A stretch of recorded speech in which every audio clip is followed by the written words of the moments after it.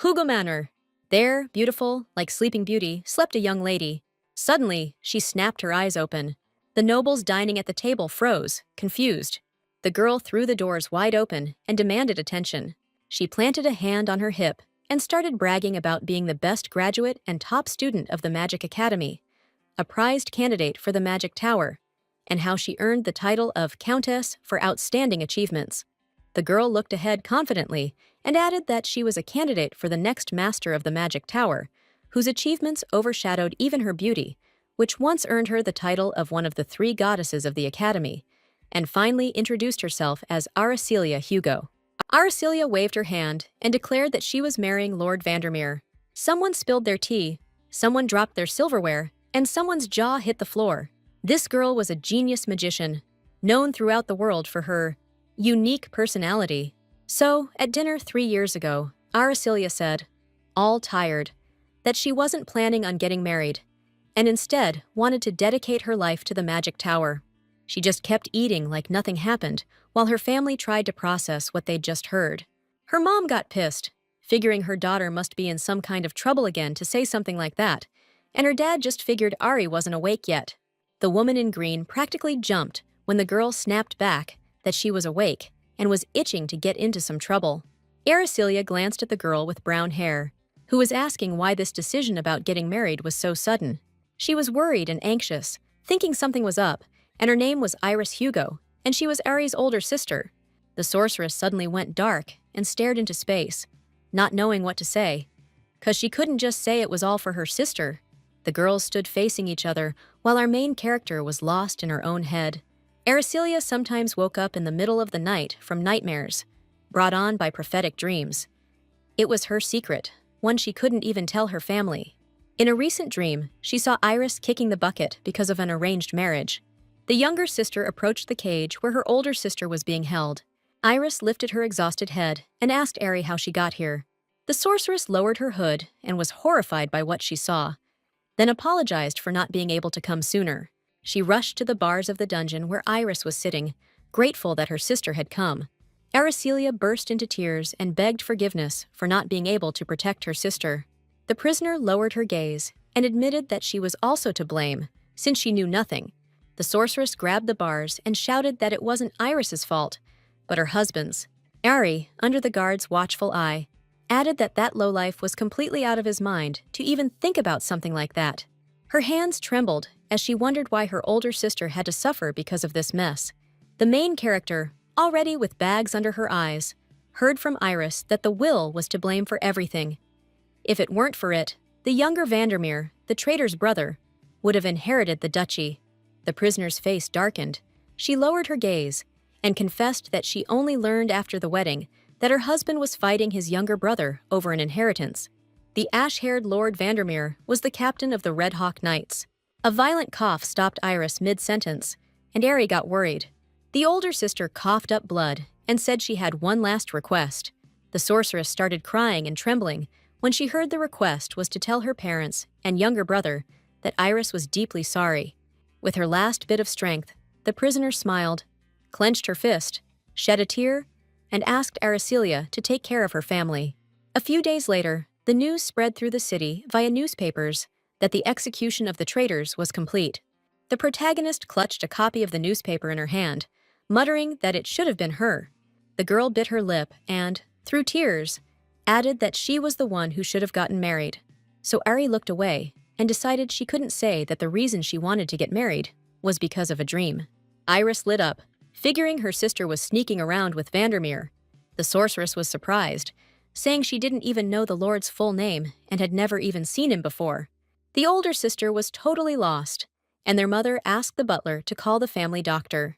Aracelia waved her hand at the servant and told everyone to stop, then announced she knew about the marriage arrangement with the Duchy of Vandermeer. Her parents were in shock, having no idea how their daughter could know about that. The main character pointed at herself and practically sang that she'd be going to Lord Vandermeer soon, which meant she was the one marrying him. The girl waved one last time and left. Her family was left alone with their dread, and her mom straight up fainted. Walking down the hallway, Aracelia turned serious, thinking about how her parents must have already known, but agreeing that even she would have a hard time bringing up a marriage like that. She still remembered the dream where it was pouring rain during Iris's wedding. The main character stood on the red carpet, watching the bride and groom walk towards the altar. She couldn't forget the look of stone-cold dread on her older sister's face because of this unwanted marriage. The girl's face darkened. She frowned and cursed the Vandermeers under her breath.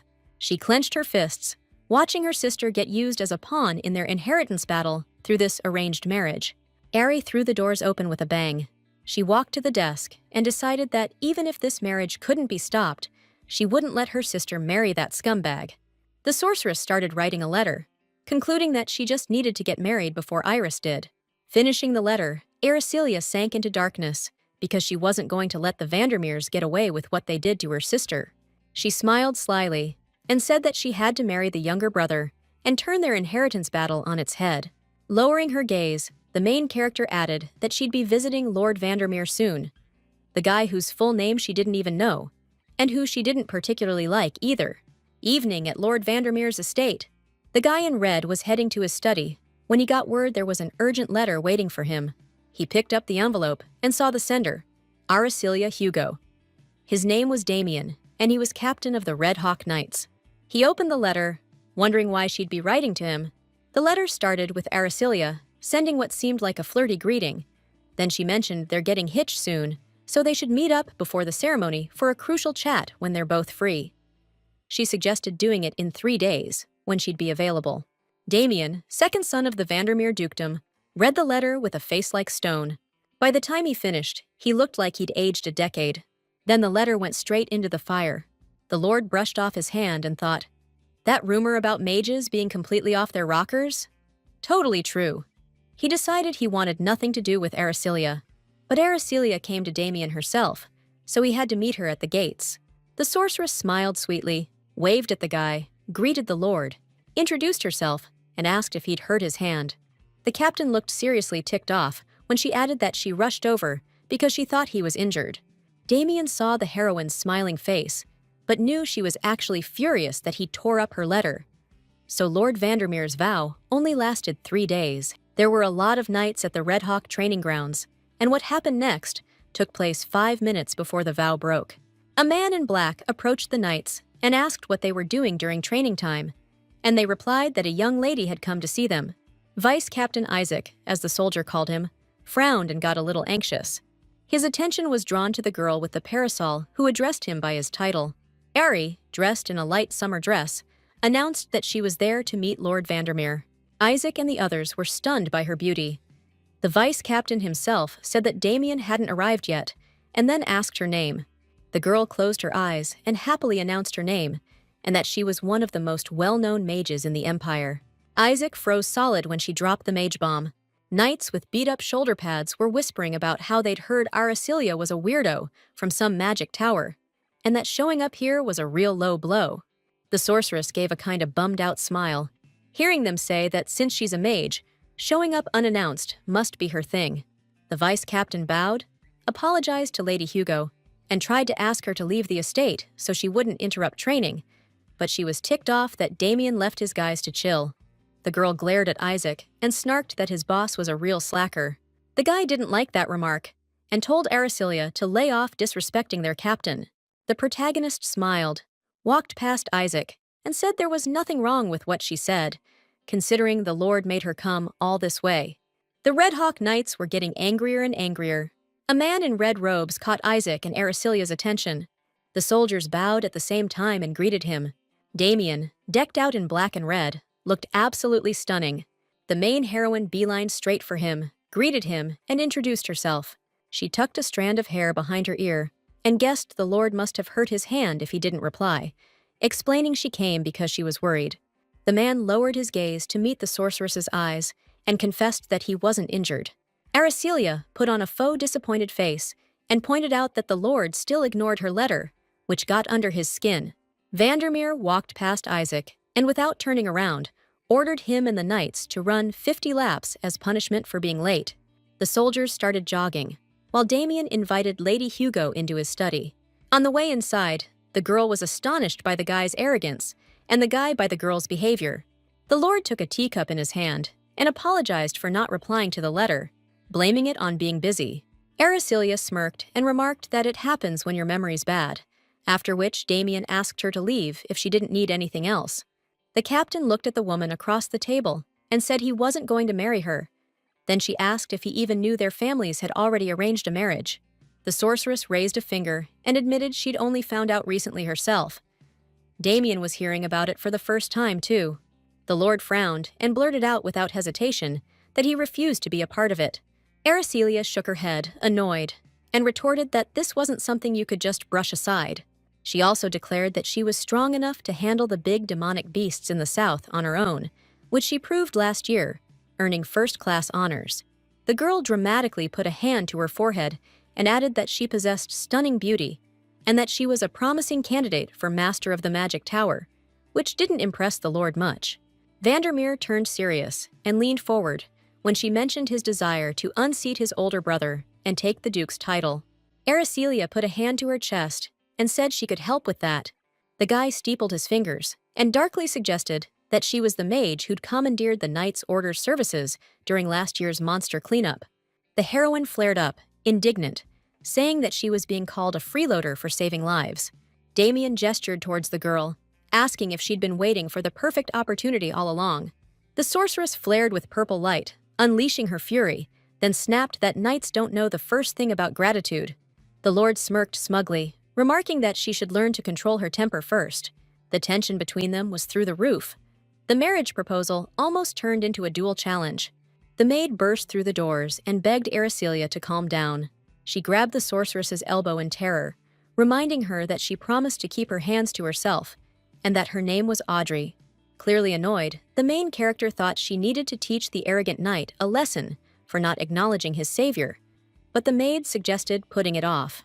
Damien crossed his arms and added that Audrey shouldn't interfere in her mistress's affairs, which angered Aracelia, and she demanded he butt out. The sorceress raised her parasol and declared that Vandermeer would regret this. The Lord sipped his tea and advised the protagonist to stay out of other people's family business before she regretted it, also adding that he didn't need her help. He froze solid when Aracelia dropped the bomb that his inheritance hinged on this arranged marriage.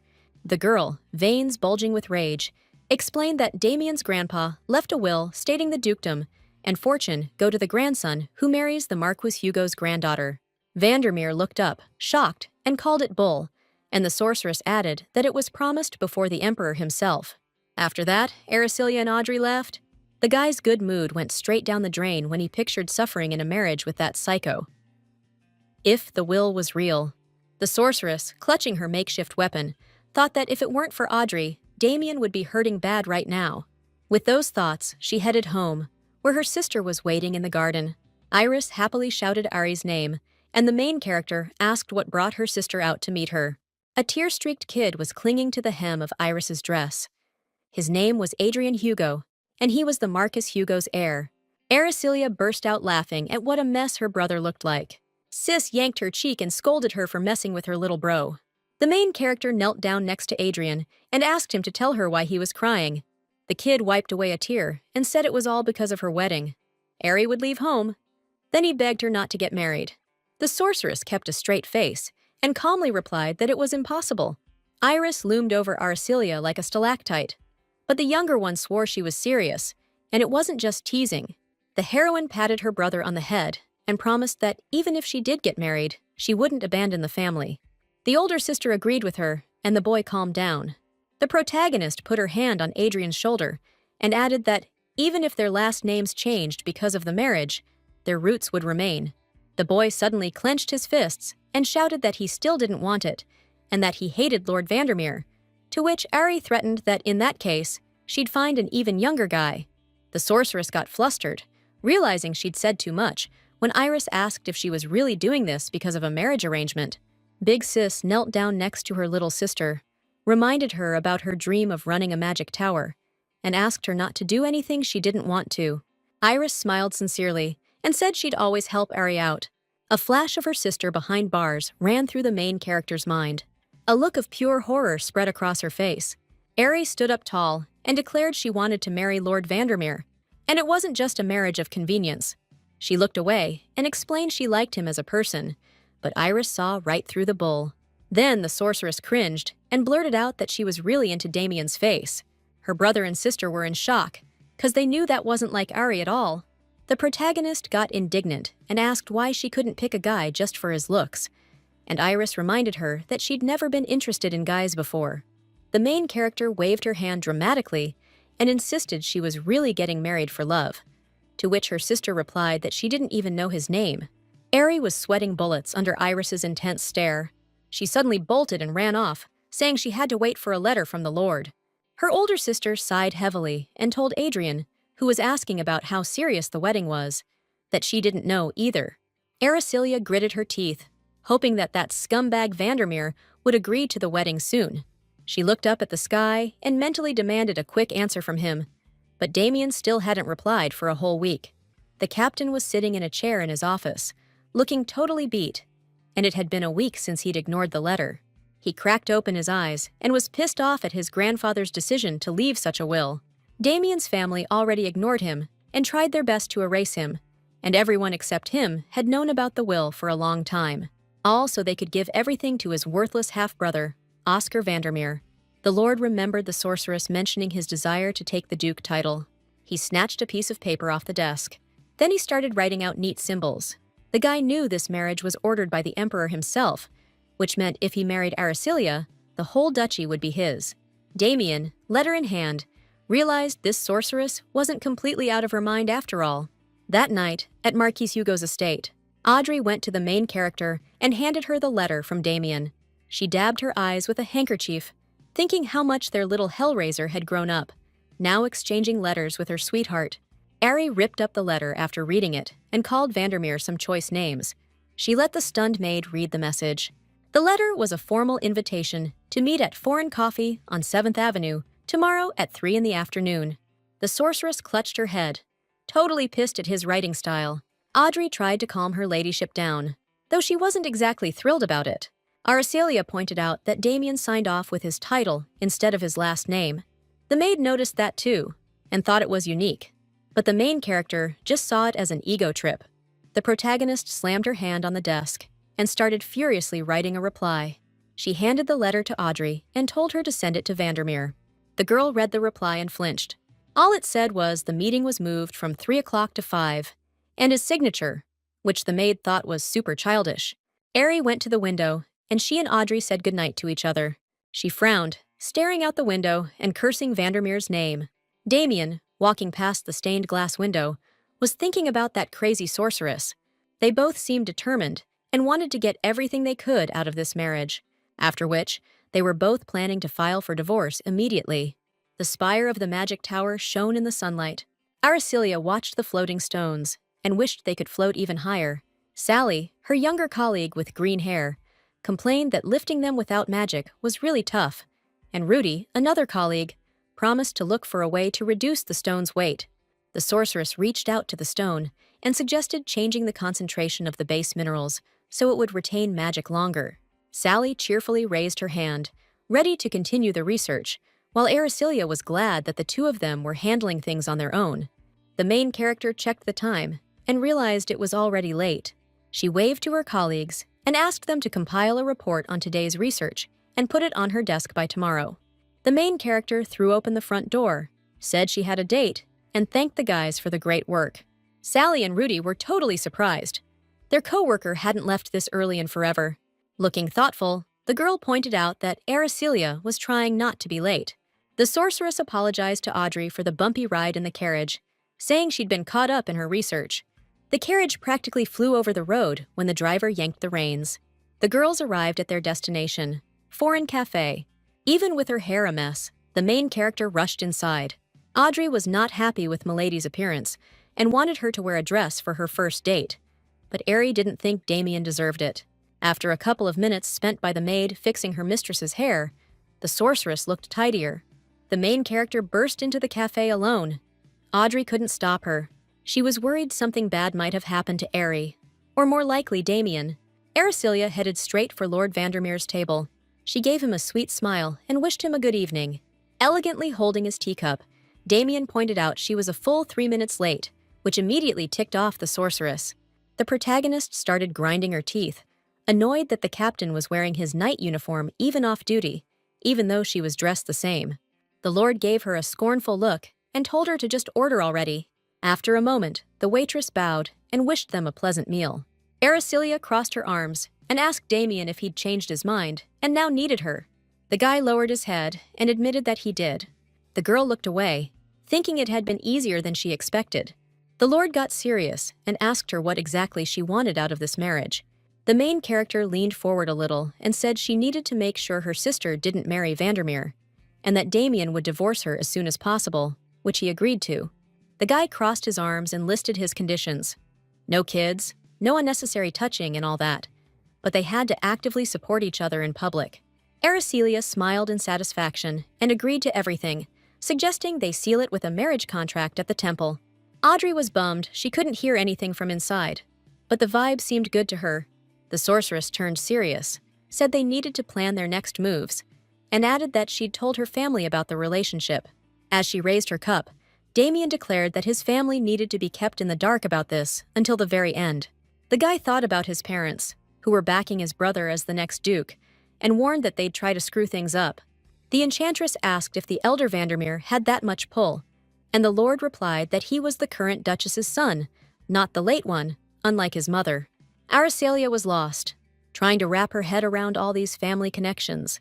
She held up a finger like, "Let's brainstorm this together." The girl leaned on the table and dropped the bomb. "The crown prince is throwing a royal ball soon. Apparently, every hotshot noble in the kingdom is going to be there." Her eyes kind of glazed over as she declared that that's where they'll announce her and Damien's wedding. Lord Vandermeer was like, "No freaking way!" The sorceress was clearly unimpressed with his brainpower, and he shot back that if they screw this up, they'll be blamed for ruining the whole shebang. She immediately bragged that the crown prince is one of her buddies, and Damien was just shocked she even had friends. Araceliya held out her hand to the Lord and said they should figure the rest out together, step by step.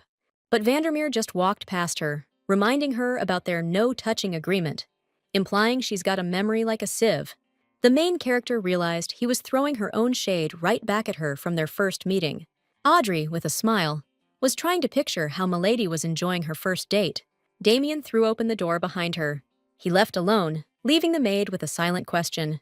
Then Araceliya stormed out, furious and hungry for payback. She turned to Audrey and told her to hurry up and get a dress for next week's royal ball. Audrey's face lit up when she heard that. The coachman asked the main character where to go next, but she decided to drive herself. The girl hopped up front, leaving the guy totally stunned. She yanked the reins, and the horse reared up. Araceliya was racing full speed towards the royal ball. Hugo Manor, day of the ball.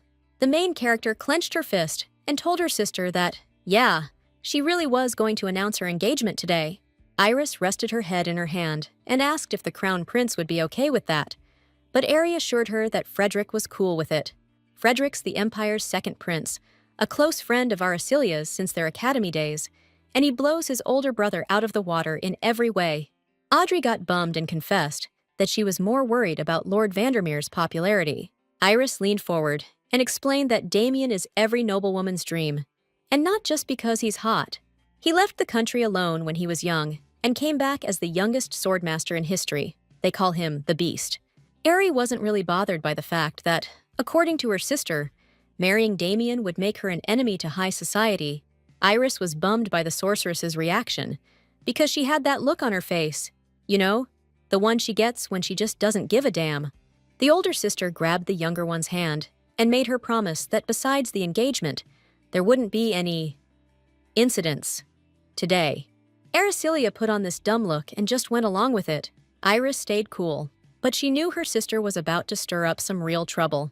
She kept smiling, but she was dead certain Ari wasn't gonna listen to her. The Cetron Empire's imperial palace. The high society ladies were having a blast at the banquet. An announcement was made. Lady Iris Hugo and Lady Araceliya Hugo have arrived. The main character was rocking this killer red dress, while her sister kept it more low-key. The sorceress dipped her head. Thinking this palace ball was a whole other level of fancy, she overheard people whispering behind her back, talking about how she hadn't been seen in public for years.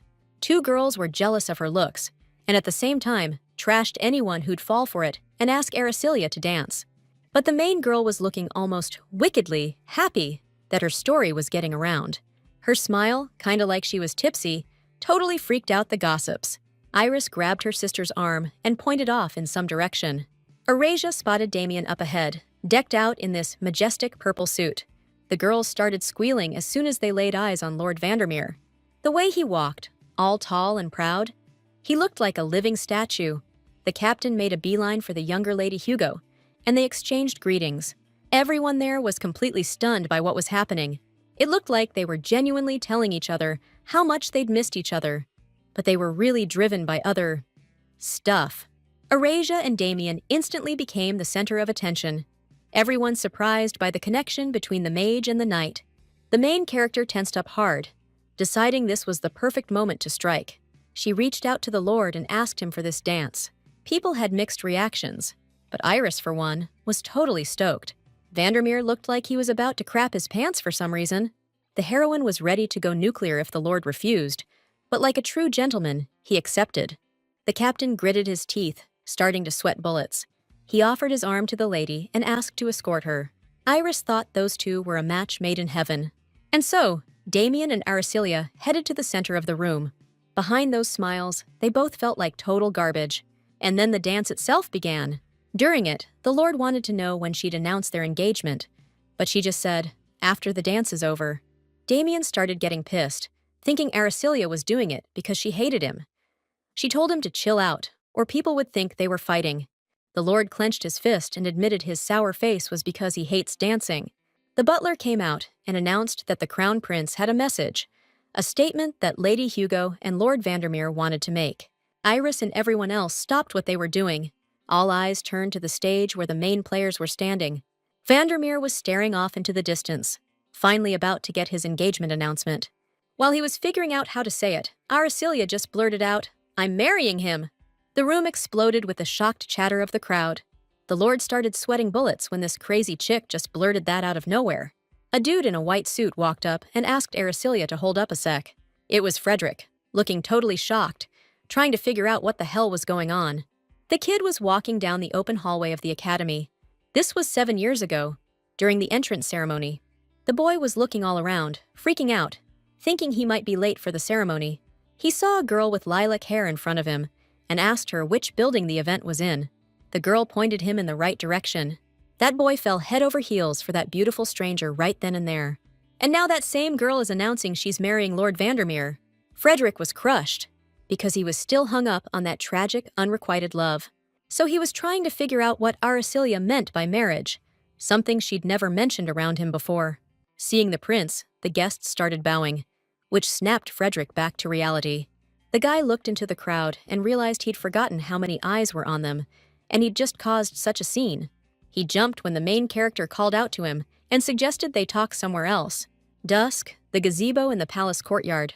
The sorceress turned her head toward Frederick and remarked that showing weakness wasn't like him, but he explained it was because of the sudden wedding announcement.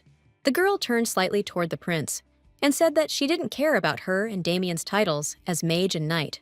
Frederick held his hands up and added that Ari always said she wouldn't get married, but she countered that the Lord had changed her mind. The prince blushed and realized she didn't remember. He reminded the protagonist about the promise they made in the academy library their freshman year. Frederick spilled the beans about their marriage pact, if they were both still single at 40. Ari was floored, 'cause that was 7 years ago. The crown prince looked seriously bummed, but the sorceress said she only agreed back then to play along with his joke. He was freaking out, totally confused why Araceli hadn't even dropped a hint to him first, especially since he cares about her so much. The girl sighed and said she knows Frederick cares about her a lot. As a friend, she put a hand over her heart, apologized, and swore that this marriage is a well-thought-out decision she came to after a lot of soul-searching. Frederick spun around and mumbled an apology without even looking back. Then, he just silently walked out of the gazebo. The main character rubbed her neck, wondering if that was really a reason to get so worked up. Damien watched Frederick storming off from the balcony. The next day, newspaper headlines were plastered with articles about the marriage of the youngest swordmaster and the genius sorceress. People were all over these papers, saying a mage marrying a knight was going to cause a major uproar. Araceli and Damien arrived at Marquis Hugo's estate. Looking smug, she asked the Lord if he was ready, but turns out he wasn't. since she only told him about meeting her parents last night. Vandermeer sighed and asked if there was anything he should keep in mind when meeting the family. Ari winked at him and told him to be ready to snatch up their beloved second daughter. Grumpy-looking Hugo family men were waiting for Damien at the entrance. The Lord thought they looked like a tiger and a chihuahua, and like they were ready to tear him apart. The main character's mom smiled and thanked Vandermeer for coming. The guy gave a slight bow and said it was a real honor to meet Marquise and Marchioness Hugo.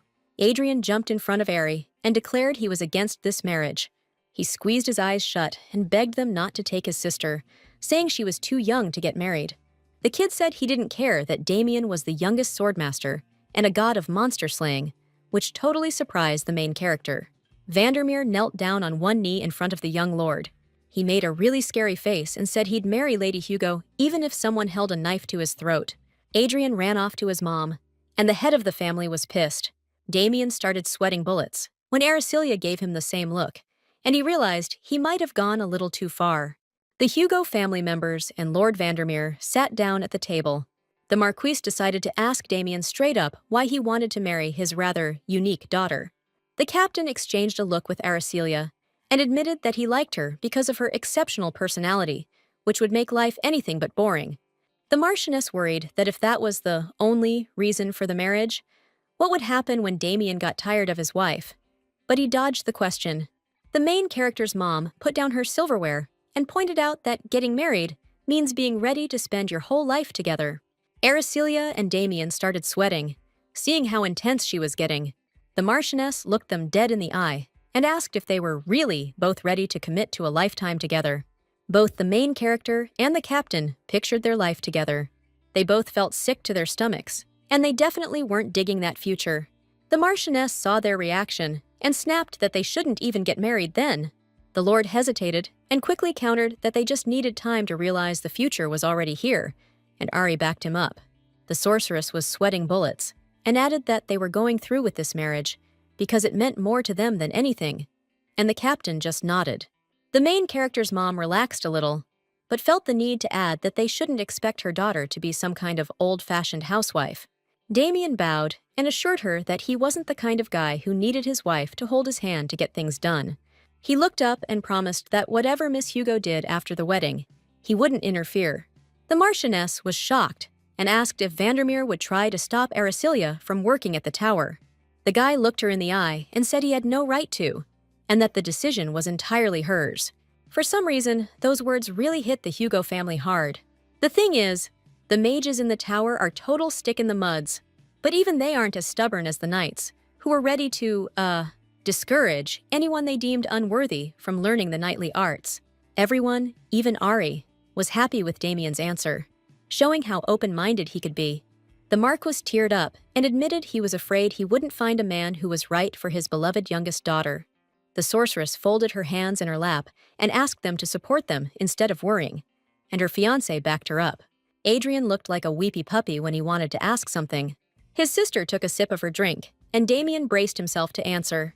The kid stood up tall and asked point-blank if the Lord could be a decent guy. Aricilia actually spilled her drink when she heard that. Iris tried not to laugh, as her brother explained that her sister always said she only liked men who knew how to be nice. Adrian, red-faced and teary, pleaded with Vandermeer to be good enough for his sister. Damien looked like he'd heard the worst thing imaginable when the kid entrusted Aricilia to his care.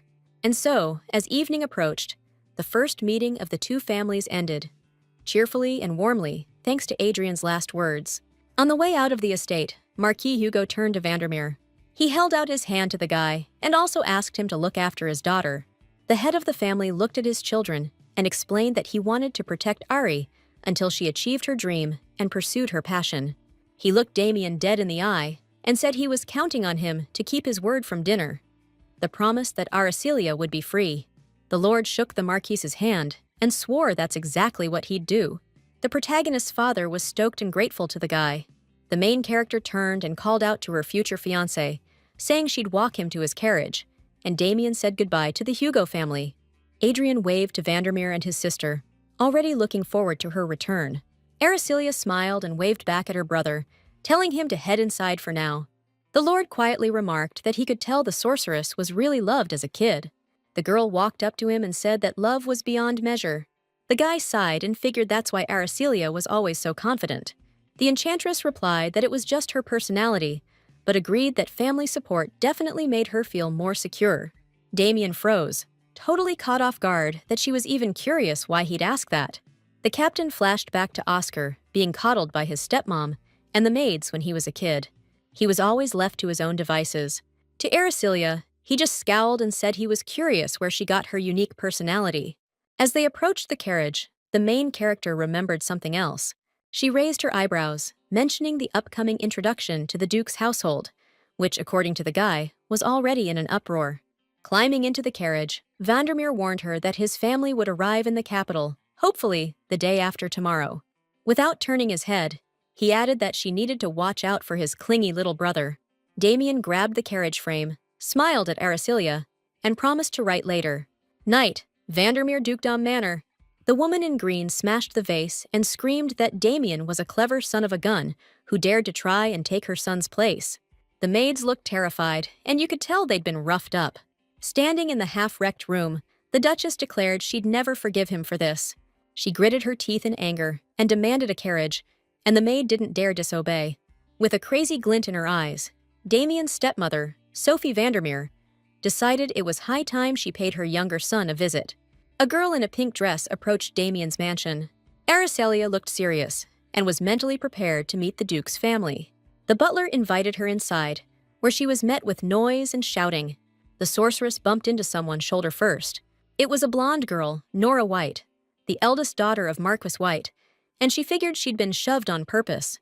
The main character pointed out that with a height difference of 6 inches, she couldn't even see Nora. White clenched her fists and declared she wouldn't forgive Lady Hugo for snatching the guys she liked, and now making fun of her too. Aracelia tensed up and confessed she didn't even know who she was talking to. Then Damien, who shone in Nora's eyes, stepped out and asked why she hadn't left yet. The protagonist remembered that the White Marquises were the family that once competed with the Hugos for mining rights and lost. Nora burst into tears and ran towards Vandermeer, but he warned he'd sue her if she came any closer. The girl was shaking all over, thinking it was cruel, but she stopped anyway. She blushed and reminded Damien that she used to be really into him. The captain frowned and said it was more like she was obsessed with him. He turned away and ordered the butler to escort Lady White out, then led Lady Hugo away himself. Nora was furious and promised Aracelia she'd regret this. The sorceress winked playfully and told her to enjoy the view. White started thrashing around, mad as hell, and swore revenge. The protagonist raised an eyebrow and asked how Nora got here and what that was all about. Damien replied that White crashed the party. The girl got a little worried, thinking this mess happened on the day she was meeting the family. The Lord, looking nervous, added that his family was already here. Aracelia was terrified they'd seen everything, but Vandermeer said they narrowly dodged a bullet. The enchantress headed for the stairs, wanting to go clear things up ASAP, but Damien stopped her. He looked at Aracelia wearily and warned her that his family would stop at nothing to sabotage this marriage, then asked if she was ready for this. The protagonist scrunched up her face and asked what the Lord was suggesting now that she was already here.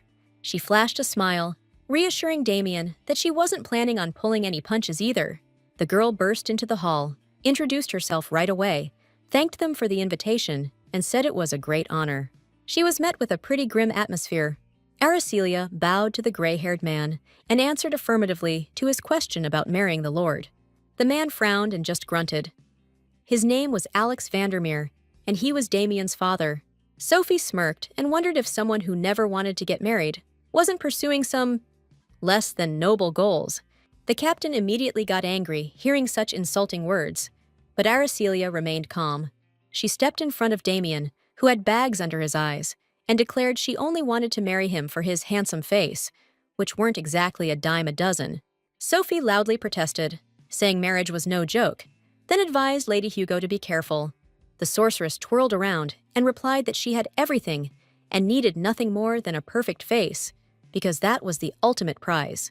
She was shining way too bright in this room full of dummies. Sophie and Alex thought Aracelia had lost it, but Damien wasn't nearly as surprised. The Duchess put down her cup and snapped that she still didn't like Lady Hugo as a match for her son, 'cause they're a mage and a knight. The sorceress covered her mouth and said that all this resistance was making her blush, but Sophie couldn't tell if her argument had landed or not. Aracelia lit up and confessed that she was really getting into it, which shocked everyone even more. She winked at Damien, who was horrified, and promised that he'd be the first piece in her collection of beautiful things. Sophie froze, realizing she'd underestimated her rival. Seeing what Aracelia was pulling, the woman realized she was a total head case. The enchantress, practically glowing, announced at the end of the meeting that she'd take her leave first, leaving the Vandermeers totally demoralized. The main character hopped into her carriage, and Damien wished her all the best. She smiled, remarking that only the wedding remained. The Lord wearily agreed with her, and they said their goodbyes. Sophie approached Damien as the carriage departed, warning him not to even think about taking what belonged to Oscar. She was furious with the girl's audacity, implying the captain dared to make a laughingstock of the Vandermeer family. The Lord smirked back at her with malice. Damien walked past his loud-mouthed stepmother, who continued to call him a loser. Without turning around, he said that hard work would lead him to victory sooner or later, especially if he took what belonged to others, like Sophie did. The guy, showing no emotion, added that he had business to attend to. The Duchess was enraged, comparing Damien to his mother, just as arrogant and proud, but she wasn't about to give up. Soon after the families met, Alex Vandermeer requested a meeting with Marquis Ned Hugo. The Duke slammed a mountain of riches on the table and promised to grant any wish if they'd call off the marriage. Alex was sweating bullets, offering Ned their eldest son instead of the younger one as the groom. The Marquis, with his nose in the air, said Damien was a much better match for his daughter than Oscar. Sophie forced a smile and suggested, in that case, they marry Oscar to Lady Iris. She explained that Damien was a troublemaker since childhood, which is why they shipped him off to study abroad. The Marchioness cut the Duchess off, declaring they wanted to do what their children wanted and wouldn't back out of the marriage.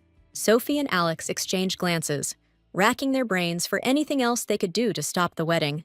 Just then, a knock came at the door, and an announcement was made about a letter arriving from the Imperial Palace. The Duke and Duchess totally freaked out when they heard that. Ned calmly asked for it to be brought in, while his wife remarked how fortunate it arrived while their guests were still there. The Marchioness explained she'd informed the Emperor they'd fulfill his dynastic marriage order and the late Duke Vandermeer's will. The butler presented a tray with letters addressed to the Duke and Marchioness. Ned grinned, treating Alex like a matchmaker. The Dukes got even more freaked out. The carriage rolled along the cobblestone road. Sophie was super stressed, not knowing what they'd do with Damien now that the Emperor had gotten involved. Alex turned to the window, contemplating a future where his second son would be the heir. He remembered when they sent Damien to study in another country. The Duke haughtily asked his son if he had any last words. The boy clenched his fists and gritted out that his father was a coward hiding behind women. Pomraknev?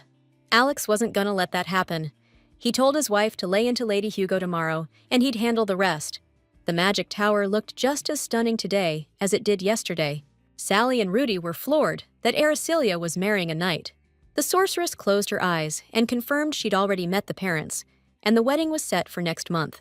The green-haired girl was worried her senior colleague would leave the tower after getting hitched. The main character rested her cheek on her hand and swore that some marriage wouldn't stop her from becoming the head of the magic tower. Aracelia's colleagues chilled out and went back to studying the floating stones. Someone knocked, and Sally told them to come in. A gray-haired old man walked in and immediately asked if Aracelia was there. The protagonist jumped up, totally surprised to see her old mentor. The head of the magic tower, Philip, chuckled and said he read about her getting married in the news. He was bummed she didn't tell him personally, so the sorceress had to apologize. Philip grinned and suggested they have some tea. The two of them teleported to the magic tower head's room, and the old guy immediately confessed he thought Aracelia had lost her mind. He looked meaningfully off to the side and remarked that, age-wise, he'd be the first to go bonkers, and the girl gave an awkward laugh. Philip remembered when Ari, as a little girl, barged into the tower and demanded he give her the head position since she wasn't planning on getting married. The enchantress closed her eyes and honestly told her teacher that she and her fiancé just had something they wanted from each other, after which they'd split up. Philip was curious about what she wanted from this night, and he recalled a past incident when a mage and a knight got married. Aracelia tensed up and asked if he was talking about the Litterson affair. There was this incident way back when, where a swordmaster and captain of the Imperial Guard was offed by his mage wife, which really shook things up. This girl got seriously pissed when the teacher brought up the rumors about her being the wizard's reincarnation. Philip chimed in, saying he was genuinely worried, because after that whole mess, things got way worse for female mages, both inside and outside the magic tower. He cracked open an eye and asked Aracelia if whatever she thought she'd get from marrying that night was worth risking her whole future. The girl sank deep in thought.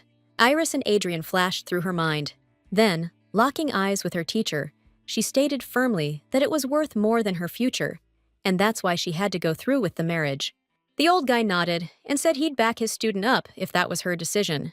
Aracelia's face changed when Philip asked why Frederick's regular letters to the magic tower had stopped coming.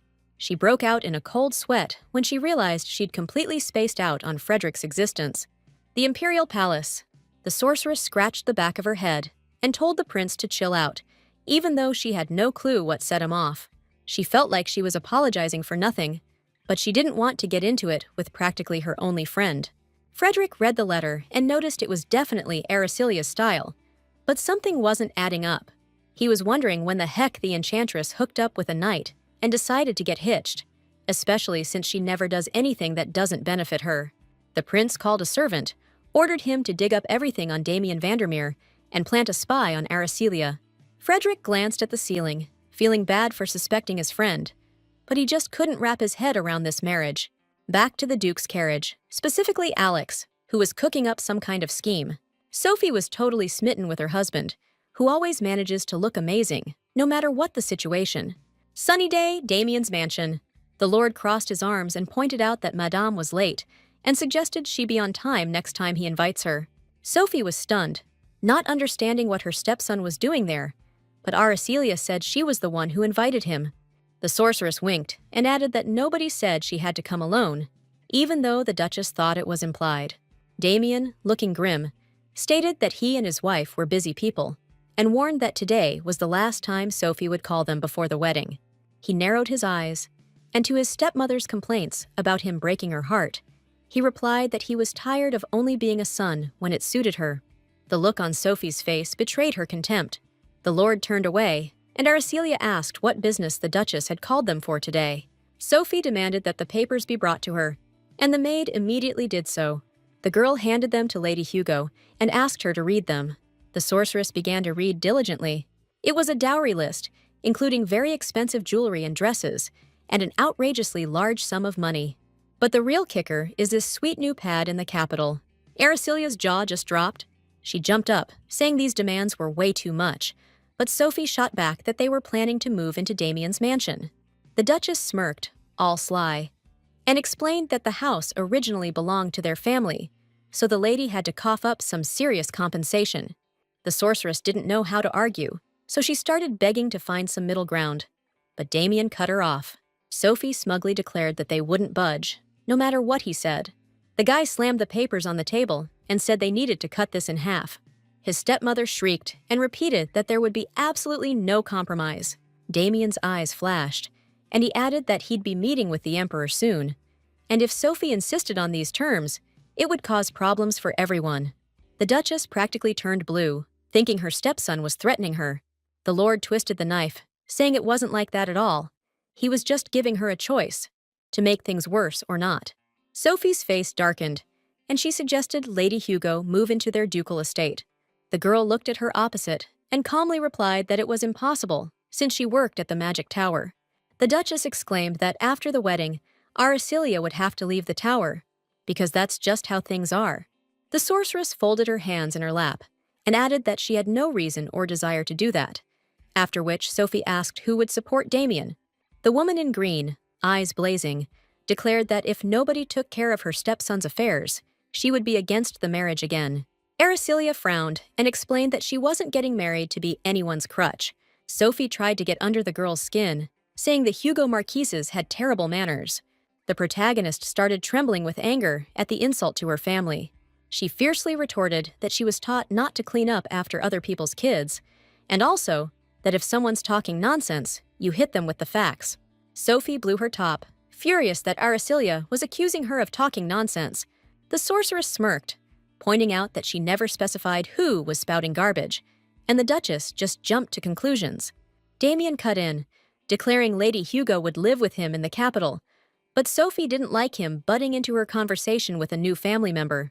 The Lord frowned, reminding her that his stepmother never treated him like family. He smiled, asking if this meant Sophie finally acknowledged him and Lady Hugo as part of the Vandermeer family. The Duchess clenched her teeth and fists, horrified at the thought of Aricilia becoming her heir.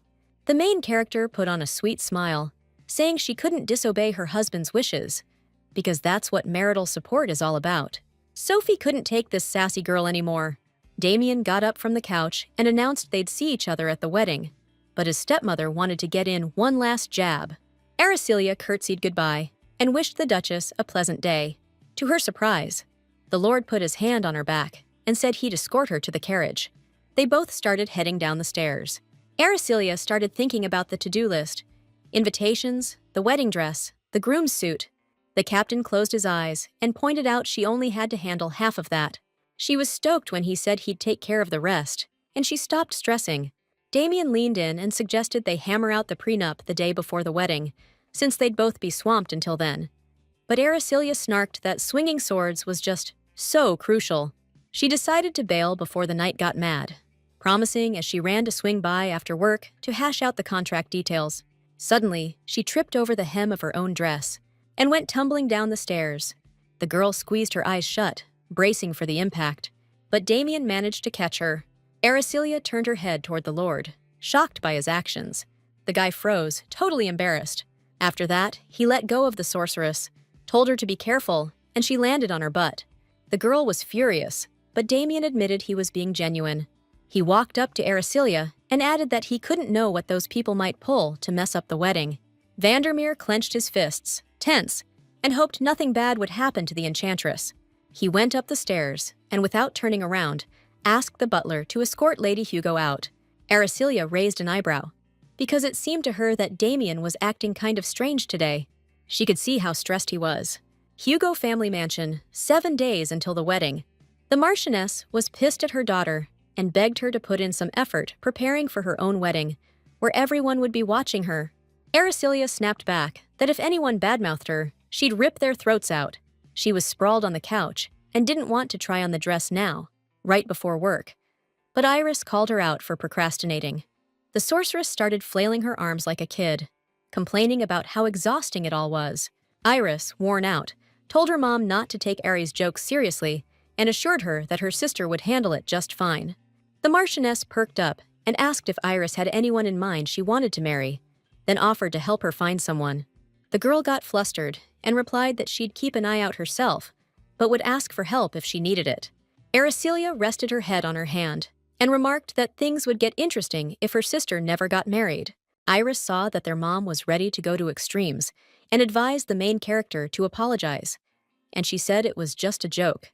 The Marchioness sighed, saying she had really high hopes for her eldest daughter. Iris lowered her eyes and said she knew that already.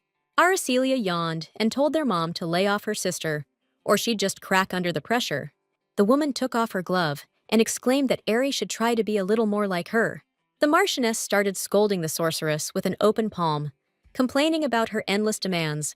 Considering how disobedient she is, the protagonist went to cry in her sister's arms, while her mom told her she had to try on at least a couple of dresses before work. Iris patted her sister's head and assured her that their mom was actually happy, even if she grumbled, because her daughter was marrying for love, not for some deal. Ari frowned when Iris said that if it were an arranged marriage, she would have had to go through with the wedding herself, and stated that she could have handled that too. The older sister lowered her head and confessed that she would never sacrifice her younger sister for a political maneuver. Then, Aricilia asked seriously if Iris really thought she was someone who could just be used. Iris frowned, saying that wasn't what she meant, but the sorceress still couldn't understand why she wasn't the one getting into an arranged marriage. Her older sister explained it was because Ari had a dream. While her dream was to marry well, the enchantress raised her eyebrows in surprise and pointed out that it wasn't her dream, but Mom's, and suggested her sister try to find something she wanted. Iris was stunned by her words. The main character got spooked by the clock, which showed it was already pretty late. She ran into the hallway to make it to work on time and asked them not to tell Mom she still hadn't tried on the dresses. Iris was left alone with her thoughts about her dream, which she'd never really considered before. The light of the setting sun illuminated the magic tower. A tired Aracelia waved to her colleagues, saying goodbye until tomorrow, and Sally wished her a good trip home. The protagonist could see the others were at their wits' end, which wasn't surprising, considering the research had been stuck for weeks. She stepped outside to find a carriage waiting, along with a butler ordered to escort her. The butler looked up, adding nervously that Lord Vandermeer had given the order. Aracelia tensed, immediately knowing it was a lie, since she'd already told Damien she'd be home late. She walked towards the carriage and asked where she was supposed to be taken, and the answer was, the mansion. She gave the butler a hard look, realizing what Damien had feared when he said anything could happen before the wedding. As she got into the carriage, she could feel the servant's animosity, but she was ready for whatever came next. The horse-drawn carriage set off through the evening city. The coachman flicked his finger in the air. 3 guys were perched on the roof of the carriage. The butler stared intently at Aracelia. All he knew about her was that she was a mage from a high-ranking noble house. 4 thugs bowed before Alex Vandermeer in his office. The Duke turned his head and tasked them with inflicting wounds that would keep the target immobilized for a while. The butler frowned, thinking that just breaking a couple of the girl's limbs should do the trick. The main character woke up, startling the guy. She conjured up a void purple in her hand and asked if a couple of broken limbs was supposed to be okay. Then, the carriage exploded. The butler's accomplices saw this and freaked out. The wounded butler tumbled out of the carriage and told his partners to run. The red-haired guy smirked and cursed, because they were told the target was a delicate noblewoman. When Aracelia stepped out of the carriage, he realized they'd messed with the wrong person. Then, club raised high, the guy jumped off the roof. The sorceress prepped another spell. A violet arrow pinned the attacker to the wall. His breastplate shattered. He coughed and yelled a call to arms. Bandits charged the enchantress from both sides. One of them was right behind her, closing in fast. The girl lowered her head and calmly said this was getting old. With one strike, she splintered both thugs' clubs to pieces. Surrounded by a violet glow, Aracelia decided to have a little chat with the bandits. She bound the men with magic and explained that the tower boss had 7 stars, when even getting one was tough for regular mages. She was rocking 4 of those badges on her cloak. The sorceress gave a predatory grin, telling the thugs not to expect an easy out. The attackers were scared out of their minds, screaming their heads off. Meanwhile, back at Damien's mansion, the tied-up guys ended up dumped on the doorstep. The Lord looked at their swollen faces and asked Lady Hugo what was up with them. She said it was a gift from Alex. Aracelia locked eyes with Damien and suggested they talk things through calmly. Vandermeer was freaking out, either from what just happened or what was about to. The beat-up butler confirmed the Duke had ordered Lady Hugo to be roughed up. The Lord panicked that the sorceress might be hurt and apologized for the whole mess. Aracelia rubbed her neck, said she was fine, and asked why he was apologizing. The girl pointed at Damien and joked that he sent those guys, but Vandermeer didn't find it funny. The captain lowered his head and admitted that he was, perhaps, the most concerned about her well-being. For some reason, the sorceress blushed. She stepped on one of the thugs and asked for them to be taken away, because their presence was making her nervous, and she couldn't talk properly. The butler nodded, understanding immediately what needed to be done. Then the mercenaries were taken far away. Damien got upset and reluctantly asked if Aracelia wanted to call off the wedding after this incident. The girl's eyes flashed, and she purred that this situation only excited her more, because the harder it is to get a flower, the more desirable it becomes. Vandermeer was overcome with a sense of déjà vu and was horrified, while Aracelia added that she didn't want her sister to enter into an unhappy marriage. The captain thought it over and agreed that things would be tough for her with Oscar. Actually, it seemed like she was even more sure of that than he was. He stared intensely into Aracelia's eyes and figured she somehow knew her sister was headed for a bad ending. The sorceress smiled and replied that her gut told her the elder Vandermeer wasn't going to stay faithful to his wife.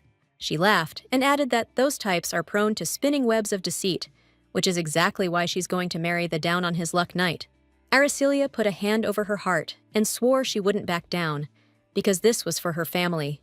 Damien gave an awkward smile and relaxed a little.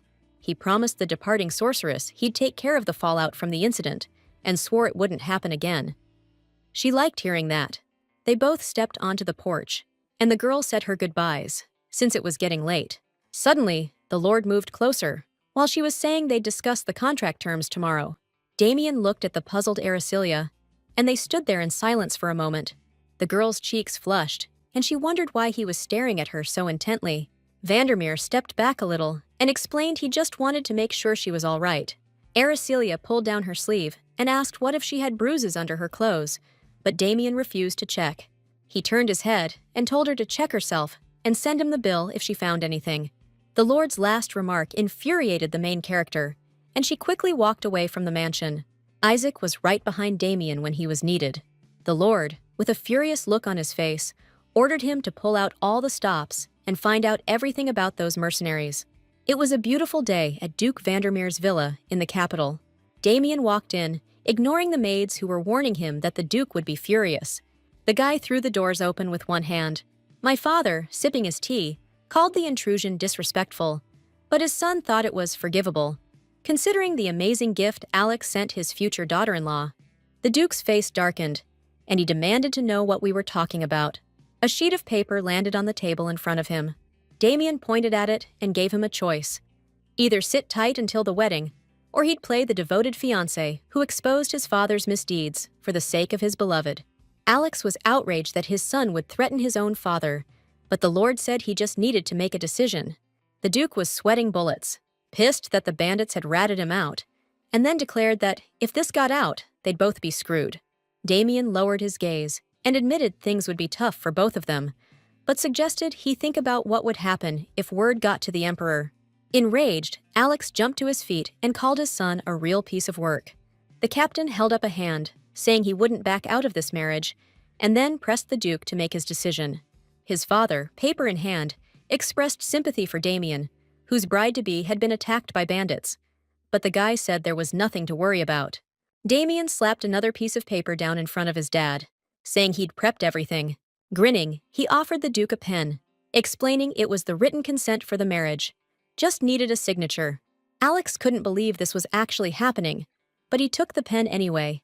And just like that, without a hitch, the soon-to-be newlyweds headed to the Grand Temple the day before the wedding to sign the marriage contract. A priest with glasses bowed and introduced himself as Taylor. He smiled and asked what Aricilia and Damien wanted notarized, and the girl replied it was a marriage contract, asking him to keep everything hush-hush. The priest carefully read the contract terms, not letting on if he was surprised by anything. He bowed again and swore that as a servant of the goddess Stenia, protector of the Cetron Empire, he would keep everything strictly confidential. The main girl and Damien were super happy and grateful to Taylor for that. The couple stepped out into an arched hallway, where Vandermeer said his goodbyes until tomorrow. He was about to leave, but Aricilia stopped him. The sorceress blushed and warned Damien not to fall for her, despite all her charm, which the captain called nonsense and a sign of mental instability. The Lord kept getting angrier as she complained that her beauty and popularity had caused her a lot of trouble. She winked and added that she was serious, that unrequited love poisons the soul. Damien smirked and pointed out to the lady that she was acting way too cocky. The girl turned away and walked steadily towards the exit. She turned back and said she'd see him tomorrow at the ceremony. Vandermeer bowed his head and told her to take care of herself. Someone in a dark cloak was sitting in the bushes nearby. He watched the two of them through binoculars, trying to figure out why they were talking to the priest. The spy figured nobody meets the priest in charge of documents without a damn good reason. He smirked, thinking he'd cracked the code. The scout concluded that Aricilia and Damien had something going on beyond just, I do. He passed that intel on to the Crown Prince ASAP. Frederick turned to his subordinate and asked if he'd found out what the newlyweds were verifying, but the guy just apologized. The prince slammed his hand on the book on the table. The spy jumped, startled and scared. Frederick smiled grimly and said he wanted a little one-on-one chat with Aricilia tomorrow, wedding day. The Grand Temple, wedding day. The bridesmaids couldn't hide how impressed they were. Lord Vandermeer was ridiculously handsome. Ponytail Girl confessed she used to daydream about marrying him, and her friend added she envied Lady Hugo. The lady in orange sadly said she wasn't even jealous anymore, because even though that sorceress was eccentric, it seemed like no one could match the Lord's beauty but her. Black and gold doors separated the hallway from the bride's room. Aricilia sat there, decked out in a sparkling white dress. She opened her eyes and asked how she looked. Iris and Adrian agreed she was absolutely gorgeous. Ned teared up, and his wife said if he was already crying now, he'd be a total wreck later. The boy brought his sister flowers, and Iris said she was already worried about how she'd live without Aerie. The main character patted her brother on the head and promised she'd visit often, also reminding them that the doors to the Mage Tower were always open. A knock came, and the sorceress told them to come in. Frederick stepped over the threshold, mentioning it had been a while. Hugo and his wife bowed to the Crown Prince. The guy turned to them and asked them to step out, saying he wanted to talk to Aracelia alone, but the bride's parents tried to object. Frederick put on a more commanding face and said it would just be for a minute. He just wanted to say goodbye, as a friend. Aracelia started to get nervous after hearing that. Once they were alone, the main character said that Frederick hadn't answered her letter, so she figured he wasn't coming. The prince looked at the sorceress and asked if she didn't want him to come, but she objected, saying he was her friend. Frederick lowered his head slightly and declared that there was no way he could miss Aracelia's wedding, because she meant so much to him. He leaned in close to the girl, about to make her a promise. The prince slowly reached for her, saying he was bummed the wedding was happening, but he wasn't about to cut things off with the sorceress. He took a strand of Aracelia's hair and promised he'd never let her go, and that she'd regret this marriage someday. The bride got pissed and snapped back that she wouldn't. Frederick, with a cocky grin, said that if she did regret it, she should come to him, because even if she hit rock bottom, he'd be there for her. Aracelia slapped his hand away. She frowned and asked if he even realized how messed up the things he was saying were. The prince bowed and apologized if he crossed a line, and the sorceress declared she'd only forgive him this one time. Frederick opened the door and announced he was leaving.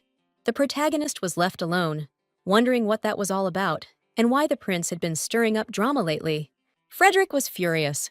People started gathering at the temple. The mages from the tower couldn't believe Aracelia was getting married, and to a knight, no less. The Red Hawk soldiers were talking about the same thing, cooking up theories that this weird sorceress had put a spell on their captain. Sophie, with a supercilious look, declared that, as expected, nobody was happy about this wedding, because Oscar should have been the one with Damien.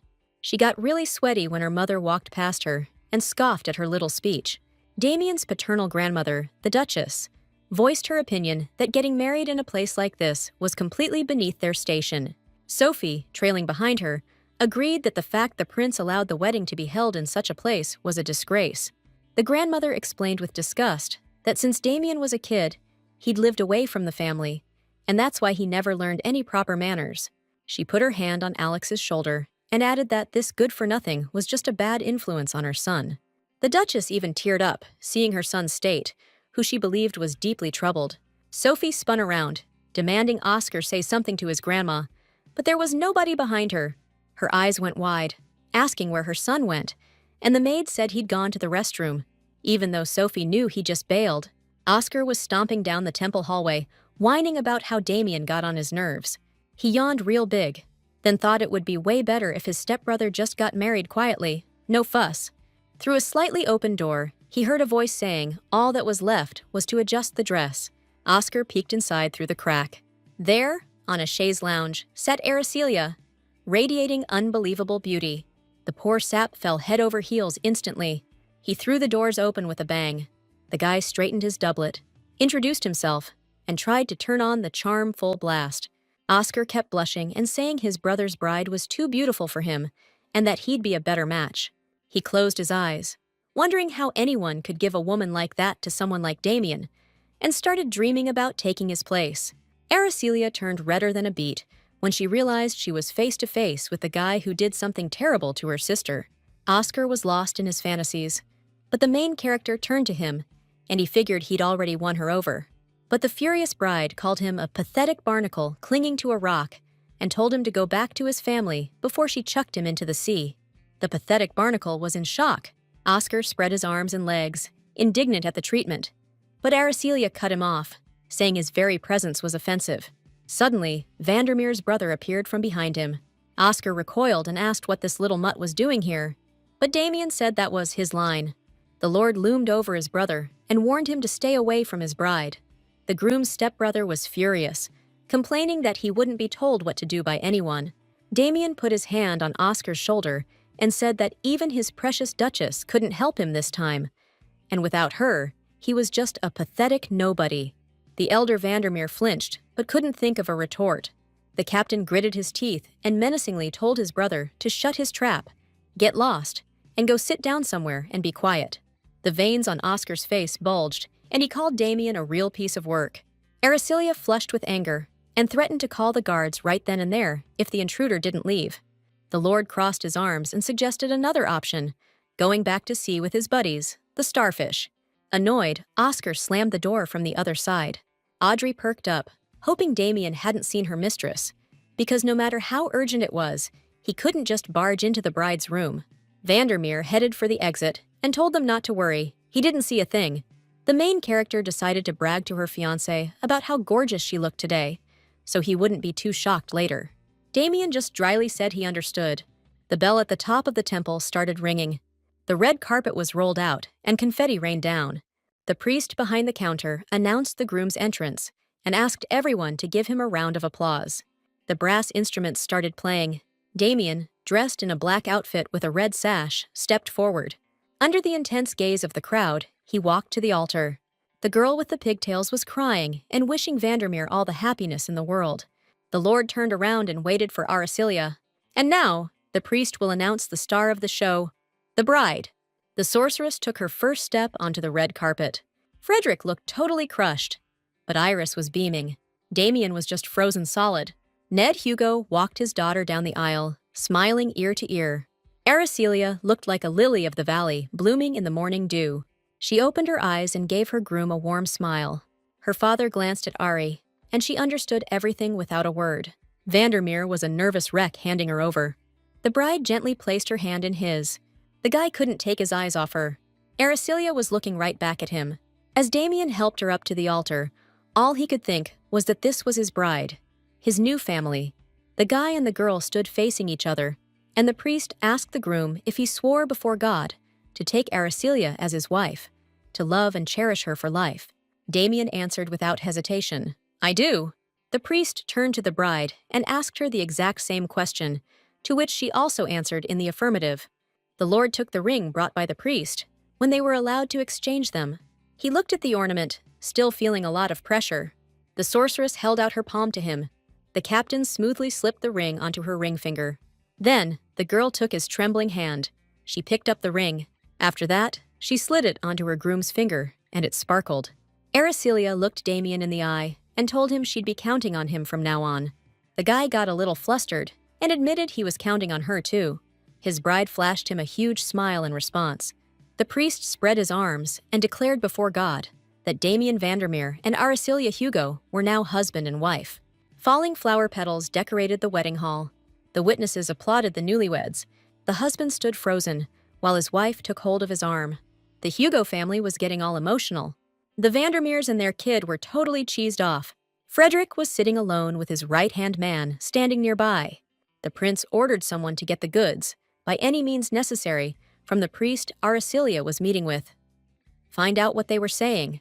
The wedding ceremony wrapped up, and the reception kicked off. Rudy was the first to congratulate his senior colleague on her wedding, and Sally commented on how gorgeous the sorceress looked today. Isaac clapped and congratulated the captain, wishing the happy couple a lifetime of joy together. Damien and Aricilia walked past, thanking everyone. A redhead called out to the main character. The protagonist's face lit up with a smile. It was her friend, Paula Hayden, the eldest daughter of Marquis Hayden. The girls held hands, and Paula admitted she never dreamed Aricilia would get married. But here she was, the wife of such a great guy. The sorceress, with a glassy look, said he wasn't all that great, but Paula took it as a joke. She remembered Frederick and asked about him. Her friend told her he rushed off somewhere, probably on business. The girls let go of hands. The protagonist thanked Paula for the info and hoped they'd all meet up again sometime. Damien actually flinched when he heard his name. He saw his grandmother, who demanded to know what he thought he was doing. Aricilia felt uneasy because her husband had warned her about her, and the woman declared that, on an important day, you greet your elders first. This was Damien's gloomy-looking paternal grandmother. Damien's mansion, before the wedding. The lord of the manor was drinking tea, while the main character figured they ought to visit the duchy. She looked the captain in the eye and added that they kinda needed to show his grandma some respect. Vandermeer hung his head and said there was no need. He explained that the woman was more like Oscar's grandma than his, but now they finally met. Araceliya was floored that the Duchess started by insulting her mother and her upbringing. She forced a smile and greeted the old woman. The old bat lifted her chin and declared her greeting was shamefully late, and that the girl could have found the time to visit the duchy. The sorceress gave an aristocratic little laugh in response. She looked at her husband, said his name, and pointed out that they were actually free today. The guy was surprised, because she'd never been that casual with him before. The old woman got pissed and said she was talking to Araceliya Hugo. The sorceress gave her a sly grin and said she'd be correcting the Duchess from now on, so she wouldn't get confused and would call her Araceliya Vandermeer. The old hag's eyes narrowed with rage as she said Damien really had found a bride who was his equal. She tossed over her shoulder that they were both equally shameless, and added that she'd be interested to see how things played out. Then, the Duchess took her leave. Araceliya moved closer to Damien and admitted she'd been super nervous. She snuggled up to the guy and asked if she'd done okay. The Lord got flustered, pulled away, and complimented his wife for handling such a sudden situation so smoothly and for using his name so naturally. The girl got all excited, declared they were totally married now, no big deal, and asked everyone to call her Araceliya. Damien coughed into his fist and admitted he kinda preferred calling her wife. The main character couldn't hide her disgust and horror. She snapped out of it when her husband reminded her everyone was staring. Araceliya laughed and whispered they should hold hands instead of fixing her face, but the captain wasn't having it. They were both putting on a show of being the perfect couple, and Iris was eating it up, thinking they were so happy. Damien figured, what the heck? He'd put his arm around Aracelia's shoulders. Lord Vandermeer's special skill, maintaining a 1mm gap between himself and the girl, was activated. Later that evening, at Damien's mansion, Audrey was a little worried, asking her mistress if she was nervous about, tonight. Araceliya turned around and said she knew her husband really well. In her mind, he was the kind of guy who wouldn't let anyone touch him, no matter what. The maid was worried that the Lord might roll over in his sleep and crush her, but the sorceress reassured her that wouldn't happen. The main character told Audrey to go to bed already, and they said goodnight until tomorrow. Araceliya was smiling as she stood in front of the door, because she knew this wedding night was just a show for the Duke's family. She knocked, confident that nothing would actually happen. Damien appeared in front of her, opening the door. The protagonist looked at her husband with interest, since it was the first time she'd seen him with his hair down. She walked further in and got a little freaked out. There were swords hanging on the wall that looked pretty ominous, and the Lord reminded her that he was a knight after all. Araceliya, for her part, reminded him she was a mage, and Vandermeer promised to order a staff and hang it up instead of one of the swords. The girl pointed to the bed and suggested playing rock, paper, scissors to decide who got it, because she didn't want to sleep with someone else. Damien headed for the couch, willingly giving the bed to his wife, commenting that he probably wouldn't be sleeping here often anyway. The satisfied sorceress bounced onto the bed and was surprised at how soft it was. She quickly relaxed on the mattress because she was really beat today. The guy took a sip of wine from his glass. Araceliya sat on the bed and asked if the Lord really liked alcohol, but he replied that he was just drinking it because it was there. The girl tilted her head slightly and explained that she was asking because her husband seemed a little tipsy. Damien, whose cheeks were already flushed, admitted that he couldn't drink much. The main character was disappointed that the guy's limit was just one glass, and the captain told her to go to sleep. Araceliya, clearly hesitant, said she didn't want to sleep next to a drunk guy. The Lord was already half asleep and swore he wouldn't cause any trouble, that he usually just conks right out. And sure enough, he started dozing off pretty quick. The sorceress glanced out the window and figured she should probably hit the hay too. The next morning, a bird chirped outside the window. Araceliya looked totally wrecked. She stretched and figured it was time to get ready for work. Damien was groaning, and that caught her attention. The dude was covered in sweat, and it looked like he was really going through it. The main character tried to wake him up from his dream. The Lord reached out his hand and whispered, "Mom." The heroine was freaked out and worried sick. Damien was dreaming about the Duke's mansion. He found himself as a little kid back in the estate, where his mom lived. The Lord heard a voice calling him closer. The boy reached out towards that voice. A ghostly hand touched him, and she called him a good boy. The hand retreated back into the darkness because her time was up. Damien didn't want to let go of her, to lose her. The sleeping lord shed a tear and cried out, "Mommy again!" Araceliya grabbed his hand. Her husband woke up with a jolt. She was worried, so she asked if he was okay. Damien, still half asleep and drenched in sweat, tried to figure out what was going on. He shoved his wife away and told her not to touch him. The sorceress put her hands on her hips and explained that she woke him up because she thought he was having a nightmare. Vandermeer buried his face in his hand and told his wife to mind her own business and stop trying to be a saint. Araceliya was furious that he could be such a jerk in the morning, especially since they just got married yesterday.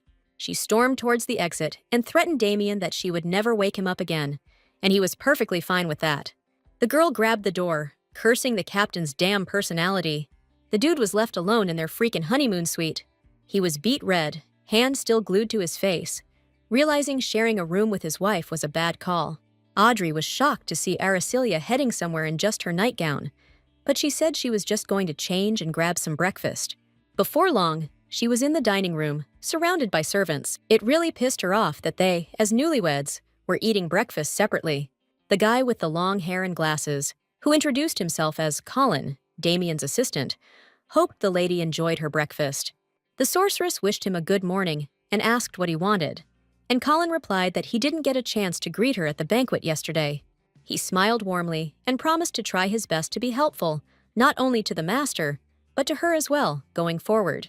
The main character was super happy to hear that and hoped for a mutually beneficial partnership. The assistant bowed, adding that he'd have a list of maids ready after breakfast to keep an eye on the mansion. Audrey whispered in Aracelia's ear that it would be time for her to head out soon. She stood and announced she had to get to work as a maid began gathering the silverware. Another maid approached, saying she'd take care of clearing the dishes. The girl with the two low buns introduced herself as Rosalind. The sorceress gave the maid a serious look and asked if she had something to say, since she was staring so intently. The maid lowered her gaze, apologized, and explained it was her first day, so she was a little on edge. Araceliya put her hand on her hip and assured her it was fine, adding that she was just curious what had caught the maid's eye. Colin suddenly froze, fearing things might escalate. Audrey was even more afraid of the tension in the air, while the main character just didn't get what was happening. The maid went all in, trying to change the subject by saying Rosalind couldn't take her eyes off Aracelia's beauty. The main character was floored by the compliment and admitted it was totally true. Rosalind clasped her hands together and agreed that the lady was unbelievably gorgeous. The other maids breathed a sigh of relief, and Colin offered to escort the main character out. The servants opened the doors for Araceliya. The maids bowed to the girl and asked if she had rested well. The sorceress, walking down the stairs, wished everyone a good morning and said she wasn't picky, so serving her would be easy. She pointed to Audrey, her trusted maid, and added that she was often busy with things, so it was best to ask her any questions. Audrey was super happy with that introduction and smiled. Araceliya turned her head, addressing everyone, and promised she'd be counting on them. The maids smiled and wished her well on her journey. Audrey looked a little lost as she stepped outside. The maids seemed to watch the new mistress go with less than friendly eyes. Rosalind smirked, deciding she definitely needed separate reports on breakfast. A sunny day in the Vandermeer Duchy. Sophie read the report with amusement, guessing the newlyweds probably weren't even sharing a bed. Alex slammed his hand on the table, a letter from the Emperor clutched in his fist. He gave a slight smile, thinking maybe the stars were finally aligning. The Duke looked determined as he told his wife to tell the spy at Damien's estate to do everything possible to break Damien and Araceliya up.